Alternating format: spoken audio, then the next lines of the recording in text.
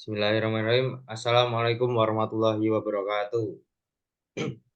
Waalaikumsalam warahmatullahi wabarakatuh. Perkenalkan, di Wabarakatuh. sini kami dari kelompok 10 eh, yang beranggotakan yang pertama yaitu monggo Mas perkenalan diri.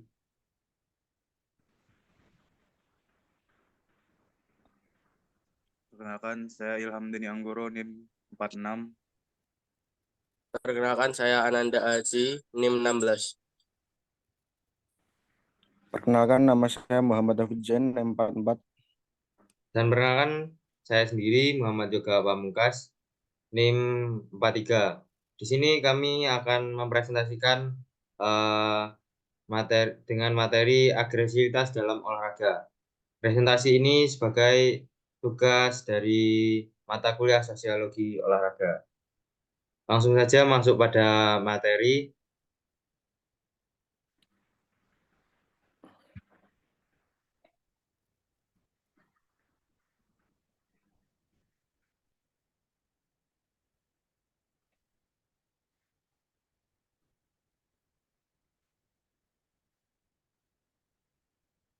Monggo Mas Ilham. Definisi agresivitas. Perilaku agresif merupakan suatu perilaku atau kecenderungan berperilaku yang dilakukan oleh individu ataupun suatu kelompok yang dimaksudkan untuk menyakiti atau melukai orang lain baik secara fisik maupun verbal, atau suatu kelompok dengan niat atau kesengajaan maupun tidak disengaja baik secara verbal maupun fisik yang dapat merugikan seseorang. Teori-teori psikologi. Yang pertama, teori insting dari Freud. Agresivitas sebagai naluri manusia. Teori ini yang dipopulerkan oleh Sigmund Freud menyatakan bahwa agresivitas adalah bagian dari naluri manusia yang perlu disalurkan. Dalam konteks olahraga, agresivitas bisa dilihat sebagai cara yang aman dan terkontrol untuk menyalurkan dorongan agresif alami. Yang kedua, teori frustrasi agresi.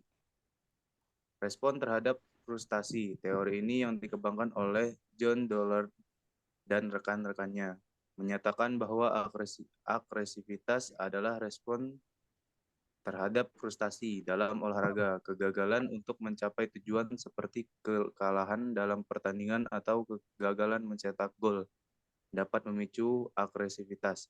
3. Teori pembelajaran sosial Bandura. Agresivitas dipelajari melalui pengamatan. Albert Bandura berpendapat bahwa agresivitas dipelajari melalui pengamatan dan peniruan. Dalam olahraga, atlet dapat belajar perilaku agresif dan pelatih, rekan setim atau bahkan dari pemain profesional yang mereka idolakan. Yang keempat, teori kognitif sosial. Interaksi faktor internal dan eksternal. Teori ini menggabungkan unsur-unsur dari teori pembelajaran sosial dan teori kognitif, menyatakan bahwa agresivitas dipengaruhi oleh interaksi antara faktor internal seperti kepercayaan dan harapan dan faktor eksternal seperti situasi dan lingkungan. Baik, selanjutnya slide kedua. Penyebab agresivitas dalam olahraga. Yang pertama, tekanan kompetisi. Dorongan untuk menang. Olahraga seringkali melibatkan tekanan tinggi untuk menang. Tekanan ini bisa berasal dari pelatih, rekan tim, ataupun harapan diri sendiri, yang dapat memicu perilaku agresif sebagai cara untuk mengatasi stres dan mencapai kemenangan. Yang kedua, lingkungan sosial. Pengaruh penonton dan tim, atmosfer di sekitar pertandingan, termasuk penonton yang bersemangat dan komentar dari pelatih dan rekan tim, dapat mempengaruhi tingkat agresivitas atlet. Misalkan sorakan atau ejekan dari penonton dapat memicu reaksi agresivitas dari pemain. Yang ketiga, faktor personalitas. Kepribadian yang cenderung agresif. Beberapa atlet mungkin memiliki kepribadian yang lebih cenderung agresif. Ciri-ciri seperti impulsivitas, ketidakmampuan mengendalikan emosi, dan kecenderungan untuk mengambil resiko dapat berkontribusi terhadap perilaku agresif di lapangan. 4. Normal dan budaya olahraga. Budaya spesifik dari tiap olahraga. Setiap cabang olahraga memiliki budaya dan norma tersendiri. Dalam beberapa olahraga seperti rugby atau tinju, tingkat agresivitas yang lebih tinggi tidak mungkin dapat normal dan bahkan diperlakukan. Contohnya agresivitas dalam olahraga. Dalam sepak bola, agresivitas bisa terlihat dalam bentuk tackling keras, pertengkaran antar pemain, atau konfrontasi verbal dengan wasit. Contoh terkenal dengan insiden Zidane pada Piala Dunia 2006, di mana Zidane menyerang Marco dengan kepala sebagai respon terhadap provokasi verbal.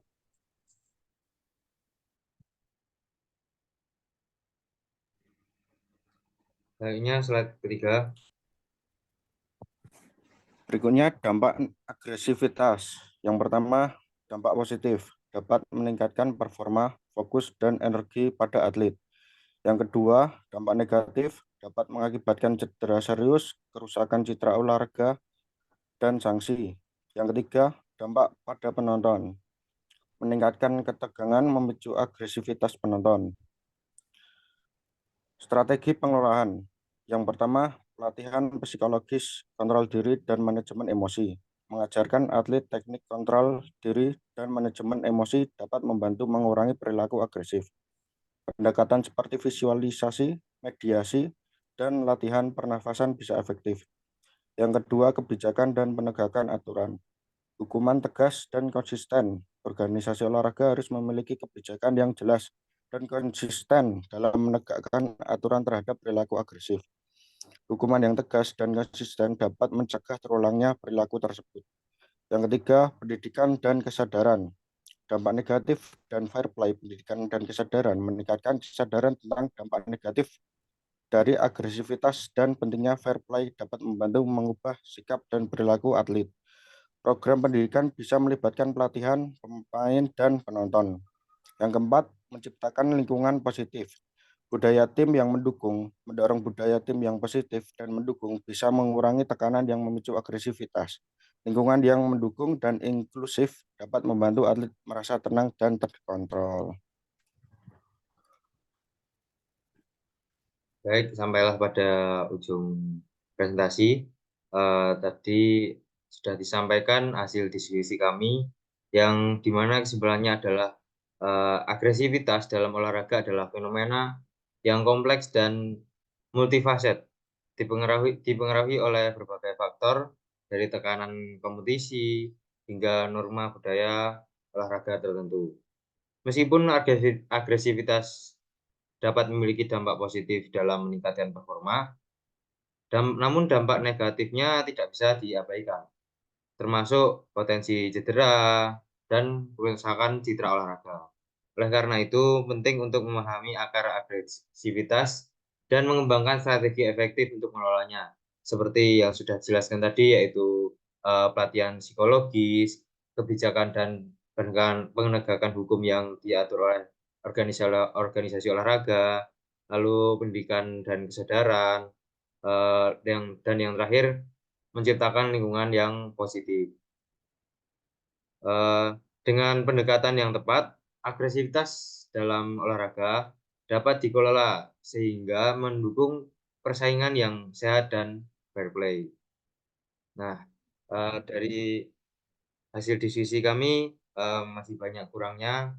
Kami mohon saran dan perbaikan agar presentasi kami bisa lebih baik. Cukup presentasi dari kami. Sekian. Wassalamualaikum warahmatullahi wabarakatuh. Waalaikumsalam warahmatullahi wabarakatuh. Waalaikumsalam warahmatullahi wabarakatuh.